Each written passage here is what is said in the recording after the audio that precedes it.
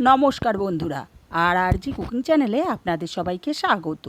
আজকে নিয়ে হাজির হয়ে গেলাম রাখি বন্ধনের স্পেশাল 2 কাপ আটা দিয়ে দারুণ স্বাদের মজাদার মিষ্টি রেসিপি নিয়ে। তো চলুন শুরু করা যাক। আমি এখানে বড় একটা চালনি নিয়েছি, 2 কাপ আটা দিয়ে দিলাম, যেই আটা আমরা রুটি খাই। আটাটাকে প্রথমে চেলে নেব, আর আমি এখানে সাদা আটা ব্যবহার করেছি। আটাটা চেলে নিয়ে এখানে দিয়ে দেব 1 কাপ ময়দা। আপনারা চাইলে শুধু আটা দিয়েও রেসিপিটা তৈরি করতে পারেন। ময়দাটাকেও চেলে নেব। এবার এখানে দিয়ে দেব সামান্য একটু লবণ। যে কোনো মিষ্টি জিনিসে একটু লবণ দিলে টেস্টটা খুবই ভালো আসে। আর এখানে 2 চামচ পরিমাণে সাদা তেল দিয়ে দিলাম। আপনারা চাইলে ঘি দিয়ে অবশ্যই করতে পারেন ময়ানটা। আমি একটু সহজভাবে দেখানোর চেষ্টা করলাম, কারণ ঘি সবসময় সবার ঘরে থাকে না। ময়ানটা খুব ভালো করে দিয়ে নিয়েছি। একটু খেয়াল করবেন, হাত দিয়ে মুঠো করলে কিন্তু দলা পাকিয়ে যাচ্ছে, আবার চাপ দিলে ভেঙে যাচ্ছে। এখন অল্প অল্প করে জল দিয়ে আমি ডোটাকে রেডি করে নেব। আমরা যেমন রুটির ডো তৈরি করি ঠিক ওই রকম একটা ডো তৈরি করতে হবে। খুব টাইট না, আবার একদম নরম না।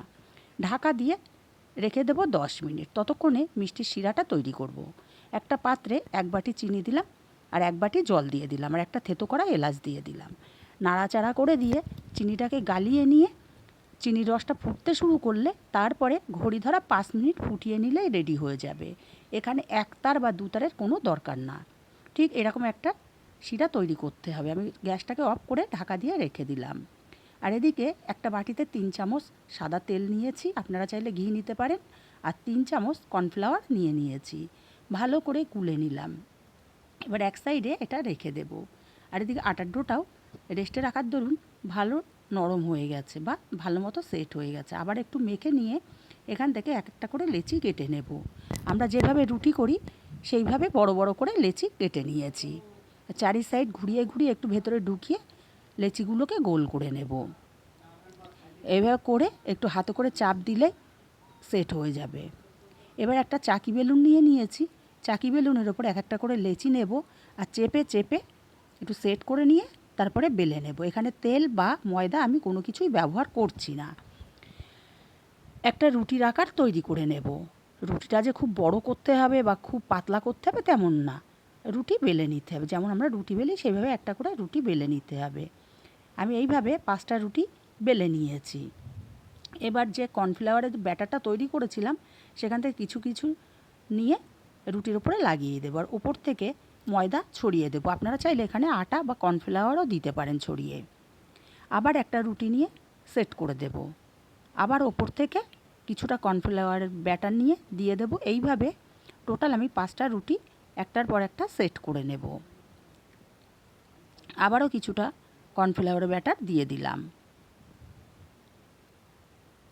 বন্ধুরা, রেসিপিটা ভালো লাগলে একটা লাইক দিতে কিন্তু ভুলবেন না। আমার 5টা রুটি সেট করে নেওয়া হয়ে গেছে। ওপর থেকে কিছুটা ময়দা ছড়িয়ে একটু চেপে চেপে সব রুটিগুলোকে সেট করে নিতে হবে। তারপরে রুটিটাকে উল্টে নিয়ে আবার ওপর থেকে কিছুটা শুকনো ময়দা ছড়িয়ে দেব। দিয়ে চারি সাইড চেপে চেপে সেট করে নিতে হবে, যাতে রুটিগুলো সুন্দর মতো সেট হয়ে যায়। তারপরে আবারও বেলে নেব, আর বেলে নিতে হবে একটা বড় রুটির আকারে। যেহেতু 5টা রুটি দিয়েছি, বেশ মোটা হয়ে গেছে, একটু বড় করে বেলে নিচ্ছি আমি এখানটায়। বেশ বড় একটা রুটি আমি বেলে নিয়েছি। আবারও কিছুটা কর্নফ্লাওয়ারের ব্যাটার দিয়ে দিলাম। ব্যাটারটাকে ভালো করে লাগিয়ে দিলাম। ওপর থেকে আবারও কিছুটা ময়দা ছড়িয়ে দেব। তারপরে 2 সাইড মুড়ে নিতে হবে। দেখুন ঠিক এইভাবে 2 সাইড মুড়ে নেব। আপনাদের বোঝার সুবিধার্থে আমি কিন্তু স্লো মোশনে ভিডিওটা করছি। আবারও কর্নফ্লাওয়ারের ব্যাটার কিছুটা দিয়ে দেব। তারপরে ওপর থেকে আবার কিছুটা ময়দা ছড়িয়ে দেব। তারপরে 2 মাথা আমি মুড়ে দেব। বন্ধুরা, স্কিপ করবেন না, স্কিপ করলে কিন্তু আপনাদের অসুবিধা হতে পারে। তারপরে হাত দিয়ে চেপে চারি সাইড একটু সেট করে নিতে হবে।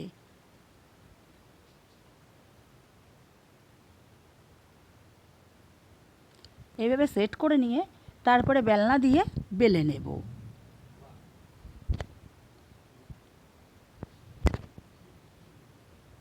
হালকা হালকা চাপ দিয়ে প্রথমে সেট করে নিয়ে তারপরে বড় করে আবার একটা রুটি তৈরি করে নিতে হবে।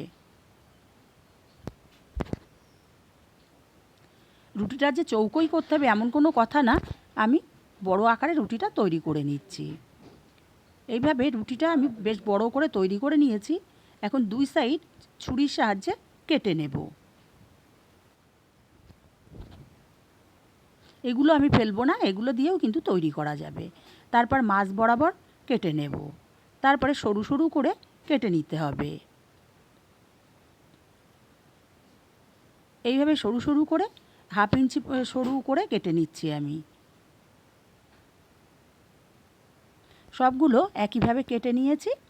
এখন শেপ দিয়ে নেব, একটা করে নিতে হবে। আর দেখুন হাতের দিকে আপনারা ভালো করে ফলো করবেন, একটু মোড়া দিয়ে চেপে দেব, আবারও একটু মোড়া দিয়ে তারপরে চেপে দেব যাতে আটকে যায়। এইভাবে মুড়ে মুড়ে চেপে দেব। আপনারা 3টে 4টে যে মানে যদি বড় হয় 4টে 5টা করে লেয়ার দিতে পারেন। এই দেখুন আমি আরও একটা লেয়ার এইভাবে দিয়ে দিচ্ছি। এইভাবে চেপে দিতে হবে। একটা দুটো করার পরে কিন্তু হাতটা রানিং হয়ে যাবে। খুবই সহজ। আবারও আরেকটা আমি দেখিয়ে দিচ্ছি। একটু মোড়া দিয়ে চেপে লাগিয়ে দিতে হবে। আর একইভাবে আমি সবগুলো রেডি করে নেব। সবগুলো আমার রেডি করা হয়ে গেছে। কড়াইতে তেল গরম বসিয়েছিলাম, তেলটা হালকা গরম করে তারপরে আমি এখানে দেব। আর এখানে সব একসাথে দেওয়া যাবে না, অল্প অল্প করে দিয়ে গ্যাসের ফ্লেমটা লোতে রেখে তারপরে ভাজতে হবে। আর দেওয়ার সাথে সাথে উল্টাবেন না, 1 মিনিট পরে তারপরে উল্টে দেবেন। আর এগুলো হালকা হাতে উল্টাতে হবে, কারণ এতটাই মুচমুচে খাস্তা হয় যে বেশি নাড়াচাড়া করলে ভেঙে গুঁড়ো হয়ে যাবে। তাই হালকা হাতে গ্যাসের ফ্লেমটা লো রেখে উল্টে পাল্টে গোল্ডেন কালার করে ভেজে নিয়েছি। এখন একটা ছিদ্রযুক্ত পাত্রের মধ্যে আমি তুলে নেব যাতে এক্সট্রা তেলগুলো সব ঝরে যায়। আর আমি টোটাল 3 ব্যাচে এই মিষ্টিগুলো ভেজে রেডি করে নেব। সবগুলো এইভাবে তেল ঝরিয়ে উঠিয়ে নিচ্ছি। সবগুলো আমি উঠিয়ে নিয়েছি আর বাকিগুলোও সব একইভাবে ভেজে নিয়েছি। আর এদিকে যে চিনির শিরা বা চিনির রসটা করে রেখেছিলাম এখনও উষ্ণ গরম আছে, আঙুল ডুবিয়ে রাখতে পারছি। এবারে চিনির শিরা বা চিনির রসটা ওপর থেকে ঢেলে দিতে হবে।